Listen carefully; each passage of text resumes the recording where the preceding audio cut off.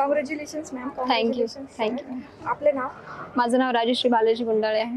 Bank post? मी IBPS क्लर्कमध्ये selected आहे.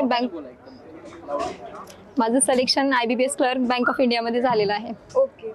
कॉलेज कोणतं? माझं कॉलेज KKM कॉलेज मानवतमध्ये आहे. एक क्वालिटी जी स्पर्धा परीक्षा काढण्यासाठी महत्त्वाची आहे अशी तुम्हाला वाटते? मला असं वाटतं की कन्सिस्टन्सी आणि पेशन्स या दोन गोष्टी असल्यावर कोणत्याही प्रकारची एक्झाम आपण क्लिअर करू शकतो. तुमचे वीक पॉईंट काय काय होते आणि त्यावर तुम्ही कसं मात केलं? माझा सगळ्यात मोठा वीक पॉईंट हा होता की मला कॉन्ट फार हार्ड जायचं आणि जेव्हापासून मी शुभम सरांची बॅच केली आहे, सरांनी एकदम प्रॉपर व्यवस्थित शिकवलेलं आहे, तर तेव्हापासून ते थोडं स्ट्रॉंग बनलेलं आहे माझं. ओके. तुम्हाला जर SSL एका वर्डमध्ये डिस्क्राईब करायचं असेल तर तुम्ही काय करणार? सर्वात बेस्ट. सर्वात.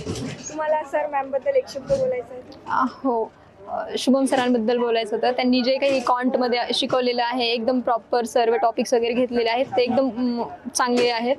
आणि फातिमा मॅमने इंग्लिशबद्दल जे काही त्यांचे गोल्डन रूल्स आहेत ते खूप हेल्पफुल आहेत. पूर्ण एक्झाममध्ये तेवढे गोल्डन रूल्स केले तरी एक्झाम आपण असं क्लिअर करू शकतो असा कॉन्फिडन्स येतो. आणि यश सरांनी रिझनिंगमध्ये छान घेतलेलं आहे सर्व काही. ओके, चालेल. घरच्यांचा या प्रवासामध्ये काय रोल होता? हां, माझ्या आईने आणि माझ्या ताईने मला सुरुवातीपासून खूप हेल्प केलेली आहे. आणि जेव्हापासून माझं लग्न जमलं तेव्हापासून यांनी फायनान्शियली आणि मेंटली दोन्ही सपोर्ट केलेला आहे खूप जास्त.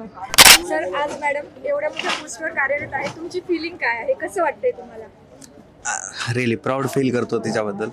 म्हणजे तिची मेहनत खूप होती आणि शी रिअली डिझर्व्स इट.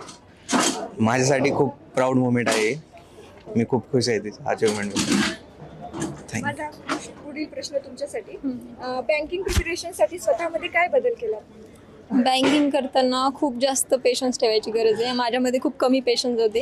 म्हणजे एका वर्षामध्ये आपण जर क्लिअर नाही करू शकलो तर खूप डिमोटिवेशन येतं. बट जसं एक्झाम देत आले तर पेशन्स वाढला आणि मग रिझल्टचं वेट करायला शिकले मी. ओके. आता जे सगळे ॲस्पिरंट्स आहेत त्यांना जर तुम्हाला काही एक मेसेज द्यायचा असेल तर तो काय असेल?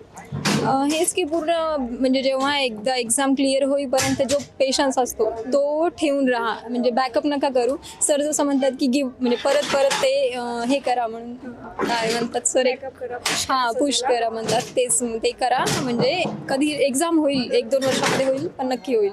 ओके, चालेल. Thank you sir. थँक्यू. थँक्यू.